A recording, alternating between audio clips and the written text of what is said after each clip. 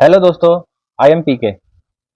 उपसर्ग दोस्तों आपने पहले भी कई बार पढ़ा होगा, लेकिन आज हम आपको उपसर्ग के बारे में कुछ नई चीज़ें बताने जा रहे हैं। तो अपनी वीडियो स्टार्ट करने से पहले एक बार हम आपके सामने स्क्रीन पर ये प्रश्न दिखा रहे हैं। आप इसको एक बार देख लें। ये उपसर्ग का ही प्रश्न है और इसमें आपको बताना है ये जो अतीत शब्द है, इस शब्द के अंदर कौन सा उपसर्ग है। आप जानते हैं मूल शब्द से पहले लगने वाले जो शब्दांश होते हैं उनको उपसर्ग कहा जाता है। अब आप इसमें चार ऑप्शन दिए गए हैं, आप मुझे इसमें बताइए मूल शब्द कौन सा है और उससे पहले उपसर्ग कौन सा लगा है, ये आप मुझे बताइए। तो फिर हम अपना टॉपिक स्टार्ट करते हैं। कंफ्यूजन आपको हो रही होगी निश्चित तौर पर कि इसमें मूल शब्द कौन सा है और इसके अंदर उपसर्ग कौन सा लगा है। तो दोस्तों इसी प्रकार की कंफ्यूजन बच्चों को रहती है क्योंकि वो टॉपिक को ऊपर ऊपर से पढ़ लेते हैं और डीपली कंसेप्ट को अच्छे से समझते नहीं हैं। तो दोस्तों एक कहावत काफ़ी प्रचलित है हमारे देश में कि सस्ता रोए बार बार और महंगा रोए एक बार। तो मेरी राय में बच्चों, अगर आप परीक्षा की तैयारी कर रहे हैं तो अगर आप एक बार ही रो लें, यानी कि आप सस्ती पढ़ाई ना करके अर्थात ऊपर ऊपर से पढ़ के आप एग्जाम देने चले जाते हैं, उसकी जगह पर अगर आप थोड़ा सा कंसेप्ट को समझ के डीपली पढ़ेंगे एक बार, तो वो हमेशा के लिए आपका कंसेप्ट पक्का हो जाएगा। तो इसीलिए थोड़ा सा मेरा फोकस भी इसी चीज़ पे रहता है कि मैं बच्चों को थोड़ा डीप पढ़ाऊँ, ताकि बच्चे एग्जाम में जब सवाल करें तो ऐसा कोई सवाल ना हो जो बच्चे वहां पर सॉल्व ना कर पाए। तो चलिए आज की अपनी इस वीडियो को स्टार्ट करते हैं। इस प्रश्न का जवाब मैं वीडियो के एंड में दूंगा। तो अपने टॉपिक को पढ़ते हैं। हमारा आज का टॉपिक है उपसर्ग। दोस्तों, जब कभी भी आपके सामने कोई टॉपिक होता है जो आपको पढ़ना है, उस टॉपिक से आपको बारे में तीन सवाल करने हैं। जैसे कि ये टॉपिक है क्या, और इस टॉपिक को हम क्यों पढ़ें, और कैसे हम इसको प्रयोग कर सकते हैं। तो ये तीनों चीजें जानने के लिए, डिटेल में पढ़ने के लिए, उपसर्ग क्या है, क्यों पढ़ाया जाएगा और कैसे उपसर्ग पहचानना है, वो मैं आपको इस वीडियो में डिटेल से पढ़ाऊंगा। तो वीडियो में एंड तक बने रहें, आप सारी चीजें समझ जाएंगे। तो शुरू करते हैं। उपसर्ग, आखिर उपसर्ग है क्या। आपने शब्दों के बारे में पढ़ा होगा। शब्द तीन प्रकार के होते हैं: मूल, यौगिक और योग रूढ़ शब्द। तीन प्रकार के शब्द होते हैं। मूल शब्द तो जो मूल रूप से जो सबसे छोटा रूप होता है शब्द का, जिसको और भी छोटा हम नहीं कर सकते। यौगिक शब्द वो होता है जब हम मूल शब्द में कोई एक शब्द और लगा देते हैं और नया शब्द बना लेते हैं, उसको हम यौगिक कहते हैं। और योग रूढ़ भी वही होता है, परंतु उसका अर्थ जो है वो रूढ़ हो जाता है। तो यौगिक शब्द हम उपसर्ग से बनाते हैं, प्रत्यय से बनाते हैं और समास के द्वारा हम अपने यौगिक शब्द बनाते हैं। तो ये यौगिक शब्द तीन प्रकार से बनाए जाते हैं। शब्दों का निर्माण तीन प्रकार से किया जाता है, इसे कहते हैं उपसर्ग। अब हम उपसर्ग के बारे में ही डिटेल से पढ़ते हैं अपनी वीडियो में। दोस्तों स्क्रीन पर आपको कुछ यहाँ पर शब्द नजर आ रहे हैं। ये शब्द क्या हैं? ये मूल शब्द हैं। किस प्रकार के हैं? ये मूल शब्द हैं। जैसे हमारा पहला शब्द है मान। अगर हम इस मान शब्द से पहले, ये मूल शब्द है, इसका अपना ही करते हैं, मान का अर्थ होता है इज्जत। तो मान शब्द से पहले जब हम अप लगा देते हैं तो क्या बन जाता है? अपमान। अगर हम इससे पहले उप लगा देते हैं तो बन जाता है उपमान। अगर हम सम लगा देते हैं तो बन जाता है सम्मान। अगर हम प्रति लगा देते हैं तो बन जाता है प्रतिमान। तो इस प्रकार से जो ये हमारा मूल शब्द था मान, उसके पहले हमने कुछ शब्दांश जोड़े तो क्या हुआ? एक नया शब्द बन गया। ये जो शब्द है नए शब्द का निर्माण हो गया। अब क्या हुआ? जो मूल शब्द था उससे इनका अर्थ थोड़ा सा परिवर्तित हो गया, अर्थ में थोड़ा सा बदलाव हो गया। तो इस प्रकार से अर्थ थोड़ा सा बदल जाता है और अर्थ में थोड़ी सी विशेषता आ जाती है इन शब्दांशों के लगने से। ऐसे ही हम और देखते हैं। कार हमारा शब्द है। कार से पहले अगर हमने उप लगा दिया तो क्या हो गया? उपकार। उपकार, अपकार, विकार, आकार, प्रकार। तो इस प्रकार से जब हम ये शब्दांश लगा रहे हैं शब्द से पहले, मूल शब्द से, तो यहाँ पर नए शब्दों का निर्माण हो रहा है। तो ये शब्द निर्माण की विधि है उपसर्ग।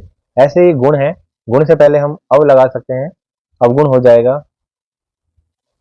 निर लगा सकते हैं, निर्गुण हो जाएगा। तो इसी प्रकार से हम, जैसे हार शब्द हमारा मूल शब्द है, तो हम आ लगा देंगे तो आहार हो जाएगा, वी लगा देंगे तो विहार हो जाएगा, प्र लगा देंगे तो प्रहार हो जाएगा। तो आप यहाँ पर ये समझिए कि मूल शब्दों से पहले जो शब्दांश लगते हैं और वो शब्दांश कैसे होते हैं? अविकारी होते हैं। उनका स्वतंत्र रूप से कोई अर्थ नहीं होता। आप यहाँ पर देख सकते हैं, ये अप है, यहाँ पर उप है, सम है, प्रति है, वी है, आ है, इन शब्दों का, शब्दांशों का अपना कोई स्वतंत्र अर्थ नहीं होता है, स्वतंत्र अर्थ नहीं होता।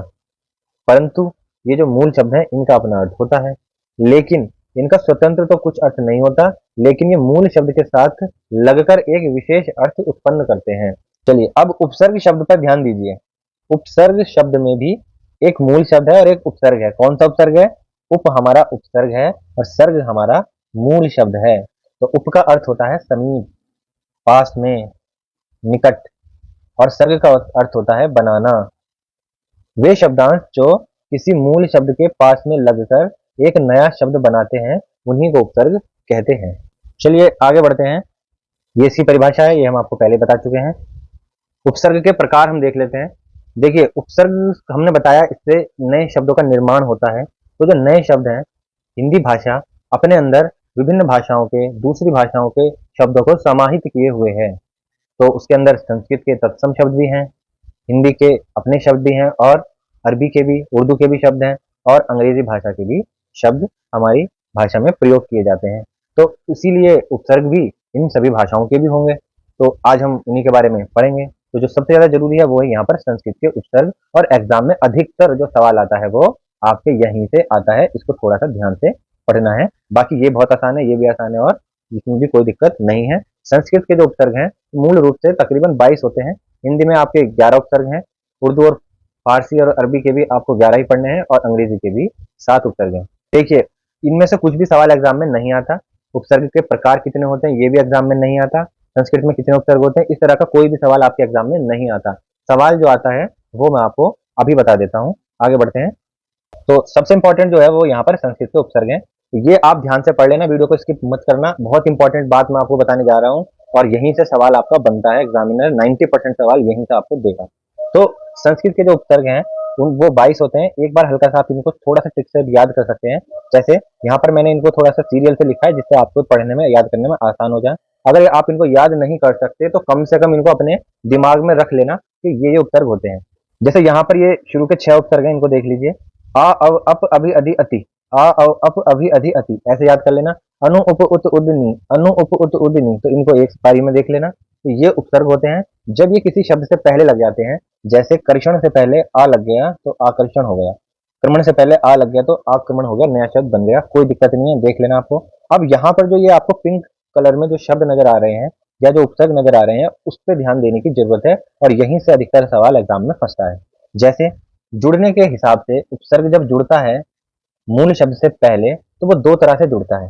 दो तरह से कैसे? अब आप देखिए, जब आप किसी अपने मिलने वाले से मिलते हैं, जिससे कैजुअली मिलते हैं, ऑफिस में कहीं भी मिलते हैं, तो आप नॉर्मली उससे उसके पास जाते हैं, उससे नमस्ते या गुड मॉर्निंग या जो भी आप हाय हेलो कर लेते हैं। लेकिन जब आपका कोई पुराना दोस्त, आपका बचपन का दोस्त आपको नजर आता है तो आप क्या करते हैं? आप उससे भागकर गले मिलते हैं या उससे जोश में एकदम हाथ मिलाते हैं। तो उसी प्रकार से उपसर्ग भी दो तरह से जुड़ते हैं मूल शब्द में। कैसे? एक तो साथ में लग जाते हैं बस ऐसे ही नॉर्मली, और दूसरा वो घुस जाते हैं मूल शब्द के अंदर या धंस जाते हैं मूल शब्द के अंदर। और यही जो धसे हुए शब्द होते हैं उपसर्ग, यही उपसर्ग परीक्षाओं में पूछ लेता है और यही कंफ्यूजन बच्चों को हो जाती है। तो ये जो पिंक कलर के जितने भी उपसर्ग हैं वो सारे ऐसे ही हैं, जो अपने पूर्ण रूप में ऐसे ही लिखे भी जाते हैं, और कई बार उनका रूप भी बदल जाता है जब वो मूल शब्द में जुड़ जाते हैं। जैसे अध्यक्ष, अधि जमा अक्ष, अध्यादेश, अधि जमा आदेश, अध्यात्म, अधि जमा आत्म। तो आप ये चीजें ध्यान रखिए, अति में अत्यंत, अत्युत्तम, अत्युक्ति, इस तरह से। देखिए उत जो उपसर्ग है जब ये मूल शब्द में लगेगा तो यहाँ पर ये आधा ता तो आएगा ही, लेकिन कई बार आधा दा और आधा ना भी आपको देखने को मिलेगा। ठीक है, ये तीन चीजें आपको देखने में मिलेंगी उत उपसर्ग में। तो ये इसलिए हुआ, इनका रूप इसलिए बदला क्योंकि यहाँ पर संधि के कुछ नियम काम कर रहे हैं। संधि के कारण ये यहाँ पर इनका रूप परिवर्तित हो गया। और यदि आपको संधि समझ में नहीं आती तो मैंने बहुत ही प्यारी ट्रिक्स आपके लिए बनाई है जो आपको किसी भी चैनल पर नहीं मिलेंगी। मैंने बहुत रिसर्च करके वो संधि की ट्रिक्स बनाई हुई हैं, तो आप मेरे चैनल पर जाकर देख सकते हैं, यूट्यूब पर सर्च कर सकते हैं, आपको वहां पर मिल जाएंगी, और आपके लिए फिर उपसर्ग पढ़ना भी आसान हो जाएगा। अब नेक्स्ट है उद। उद में यहाँ पर दा हो जाएगा। आगे बढ़ते हैं दोस्तों। देखिए जो ये अपना आप देख लीजिएगा, ये बहुत आसान है, इसमें कोई दिक्कत नहीं है। मैं यहाँ पर आपको बता देता हूँ जो उपसर्ग घुसे हुए होते हैं मूल शब्द में। जैसे पर्याप्त, पर्याप्त, परि जमा आप, पर्यंत, परि जमा अंत, पर्यावरण, परि जमा आवरण, प्रति, प्रति धन एक, प्रत्युपकार, प्रति धन उपकार, प्रत्यक्ष, प्रति धन अक्ष, सम। देखिए सम जो शब्द होगा, देखिए इसका जो माँ है ना, वो या तो आधा हो जाएगा, ये आधा ही है, इसके नीचे देखिए हल लगा हुआ है, हलन हल चिन्ह लगा हुआ है, तो या तो ये आधा ही आएगा ऐसे ही, या फिर ये अंकी बिंदी के रूप में परिवर्तित हो जाएगा किसी शब्द में। निर उपसर्ग में भी इसी प्रकार से होगा, या तो र यहाँ पर पूरा बन जाएगा, या फिर ये रेफ की मात्रा के रूप में चला जाएगा, जैसे निर्भय, निर धन भय, निर्वाह, निर्धन वाह, तो यहाँ पर रेफ की मात्रा के रूप में ये कन्वर्ट हो जाएगा। निस है तो यहाँ पर जो स है, देखिए ये वाला जो स है, तो यहाँ पे या तो ये आधा सा बन जाएगा, या फिर ये आधा श बन जाएगा, या फिर ये आधा षटकोण बन जाएगा। ठीक है, इन तीनों में से कोई सा भी बन जाएगा। निश्चल, निश्चल, निष्कपट, निश्चिंत, इस प्रकार से। निस्संदेह, दुर, दुर में भी ऐसा ही होगा, जो रा है ये, या तो ये पूरा ही आ जाएगा, या फिर ये रेफ की मात्रा में चला जाएगा। ऐसे दुस है, दुस में भी मैंने बता ही दिया, जब भी आधा सा आएगा तो वो या तो आधा सा बन जाएगा, या आधा शलजम वाला, या फिर षटकोण वाला परिवर्तित हो जाएगा। सु यहाँ पर देखिए, स्वागत, सुधन आगत, स्वल्प, सुधन अल्प, तो ये भी संधि के कारण ही हो रहा है। चलिए दोस्तों आगे बढ़ते हैं। अब आते हैं हिंदी के उपसर्ग। हिंदी के जो उपसर्ग होते हैं उनमें सीधे सीधे वो आराम से आकर के मूल शब्द के पास बैठ जाते हैं, लग जाते हैं, वो शब्द के अंदर नहीं घुसते, इसलिए इनमें कोई भी समस्या नहीं होगी। आप पढ़ लेना, ये सब इनके अर्थ हैं। इनके अर्थ क्या होते हैं? इनके अर्थ जो होते हैं दोस्तों, ये स्वतंत्र अर्थ नहीं होते। ये कैसे होते हैं? ये मूल शब्द में लगने के बाद इनका अर्थ व्यंजित होता है। इन उपसर्गों का, उपसर्ग का मतलब ही यही है जिनका स्वतंत्र रूप से कोई भी अर्थ ना हो, बल्कि ये किसी शब्द के साथ लगकर, उससे पहले लगकर उस मूल शब्द के अर्थ को विशेषता प्रदान करें। ये टेबल में आप देख लेना, सब मैंने दे दिए हैं। आगे आते हैं अरबी फारसी के उपसर्ग, जैसे अल, बद, कम, खुश, हम, बे। बे का अर्थ होता है बिना, आपने प्रयोग भी किया होगा, बेईमान, बेगुनाह, बेसहारा, बेइज्जत, बेआबरू। बड़े बेआबरू होकर तेरे कूचे से हम निकले। तो यहाँ पर इस प्रकार से आप देख सकते हैं कि यहाँ पर ये सारे उपसर्ग लगकर मूल शब्द में किस प्रकार परिवर्तन ला रहे हैं। आगे बढ़ते हैं।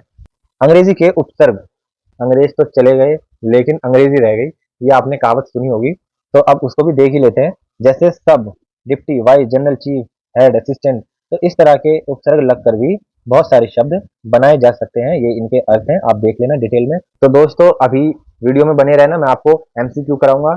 उपसर्ग का हमारा जो टॉपिक था वो पूरा हो गया है, अब चलते हैं एमसीक्यू। तो शुरू करते हैं अपने एमसीक्यूज। पहला सवाल है, संतोष शब्द में उपसर्ग है? एक गलती जो अक्सर हो जाती है, मुझसे भी हो जाती थी, तो मैं आपको बता रहा हूँ। एग्जाम में पूछा जाता है कई बार प्रत्यय, और हम उसका उत्तर दे आते हैं उपसर्ग। कई बार पूछा जाता है उपसर्ग और हम उसका उत्तर लगा कर आते हैं, उसके ऑप्शन में प्रत्यय दिया होता है। तो एग्जामिनर बहुत ही स्मार्ट होता है, प्रत्यय का सवाल देगा तो ऑप्शन में दो उपसर्ग डाल देगा, जिससे आप क्या करोगे, देखते खुश हो जाओगे और उपसर्ग मार के आओगे। ऐसे ही जब उपसर्ग पूछेगा तो ऑप्शन में दो प्रत्यय या एक प्रत्यय का ऑप्शन डाल देगा, आप खुश होकर के वो प्रत्यय उसमें लगा के आ जाओगे, और जब आंसर की चेक होंगी तो वो गलत हो जाएगा। तो प्लीज ऐसी गलती मत करना। किसी भी सवाल का जवाब उसके सवाल में ही छुपा होता है। 50% आपका सवाल तो वहीं सॉल्व हो जाता है जब आप क्वेश्चन को अच्छे से पढ़ लेते हो। उपसर्ग की बात हो रही है, उप का मतलब होता है पहले, ऊपर। उप का मतलब होता है ऊपर, और प्रत्यय, प्रत्यय से याद रखो, प्रत्यय का मतलब होता है परे, परे मतलब बाद में। तो ऊ से ऊपर और प से परे, तो ऊपर मतलब पहले, परे मतलब बाद में। तो उपसर्ग और प्रत्यय में आप ऐसे ट्रिक से इसको याद रखना, कंफ्यूज बिल्कुल भी नहीं होना। तो संतोष शब्द में उपसर्ग बताना है, तो यहाँ पर उपसर्ग हमारा सही क्या है, सम धन तोष। सम मैंने आपको भी बताया था, वीडियो में देख लेना। सम जो होता है वो या तो अंकी बिंदी के रूप में आता है, या आधा ना बन के आ जाता है, या फिर शब्द में आधा माँ के रूप में दिखाई देता है। यहाँ पर हमारा आंसर सम है। और ये कौन सी संधि होती है बताइए जिसमें इस तरह का रूल होता है, बता रखा है मैंने। इसमें होती है हमारी व्यंजन संधि। चलिए आगे बढ़ते हैं अगले सवाल पे। किस शब्द में उपसर्ग नहीं है? हमें ये देखना है किस में उपसर्ग नहीं है। स्वागत का पहले देखते हैं, इसका हो जाएगा सु धन आगत। अभ्यागत का अभी धन आगत। क्रमागत में देखिए कुछ दिख रहा है, आगे क्रम दिख रहा है। क्रम क्या कोई उपसर्ग होता है? मैंने आपको संस्कृत के उपसर्ग बताए थे, तो वहां पर मैंने 22 उपसर्ग बताए थे, क्या उसमें ये होता है? जी बिल्कुल नहीं होता। आगत में देखिए इसमें होता है आ धन गत, तो आ हमारा उपसर्ग होता है। तो हमारा सही उत्तर क्या होगा? जिसमें उपसर्ग नहीं लगा। इसमें भी लगा है, इसमें भी लगा है, इसमें भी लगा है, इसके अंदर कोई उपसर्ग नहीं है, यही हमारा उत्तर है। आगे बढ़ते हैं जल्दी से। अब उपसर्ग का प्रयोग किस अर्थ में नहीं होता? अब का जो अर्थ होता है, देखो ऐसे भी सवाल आ जाता है, अब जो होता है उसका क्या अर्थ नहीं है? अब का अर्थ होता है बुरा, पास, हीन, नीचे। अब जो है वो नेगेटिव सेंस में आता है। अब क्या करता है? उसके अर्थ को नेगेटिव कर देता है मूल शब्द के अर्थ को। तो यहाँ पर नेगेटिव देखिए क्या है, बुरा है, ठीक है, बुरा है, हीन है, यस, नीचे, हाँ, पास जो है ये नहीं है, पास के लिए क्या होता है उपसर्ग हमारा उप होता है। तो यही हमारा उत्तर है। आगे बढ़ते हैं। उपसर्ग शब्द को शुद्ध बनाते हैं, अशुद्ध बनाते हैं, व्याख्या करते हैं या कुछ भी नहीं करते। बताइए उत्तर क्या करते हैं? शब्द को शुद्ध बनाते हैं? नहीं, शुद्ध नहीं बनाते, अशुद्ध भी नहीं बनाते, उसकी व्याख्या भी नहीं करते। यही हमारा उत्तर है। आगे चलते हैं। दोस्तों जो पहला सवाल आपकी स्क्रीन पर था वो ही हमारा आज का आखिरी सवाल है। तो अतीत में कौन सा उपसर्ग है? अब आप मुझे बताइए, जो हमने आपको उपसर्ग पढ़ाए थे संस्कृत के 22 उपसर्ग, उन 22 उपसर्गों में से इनमें से कौन सा उपसर्ग है?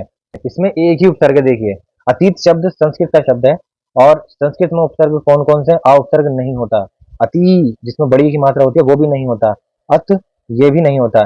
तो ये वाला जो शब्दांश है अति, ये वाला शब्दांश उपसर्ग होता है संस्कृत का, हमने आपको आज ही पढ़ाया है। तो इसमें फिर मूल शब्द क्या है? अति, धन, इत। तो यहाँ पर ये क्या बन गया? अतीत। तो दोस्तों ये थी हमारी आज की वीडियो। अगर आपको सब कुछ समझ आया हो, वीडियो इन्फॉर्मेटिव लगी हो, तो प्लीज चैनल को सब्सक्राइब जरूर करना। तो दोस्तों जल्दी आपसे मिलते हैं नेक्स्ट वीडियो में, तब तक के लिए जय हिंद, जय भारत।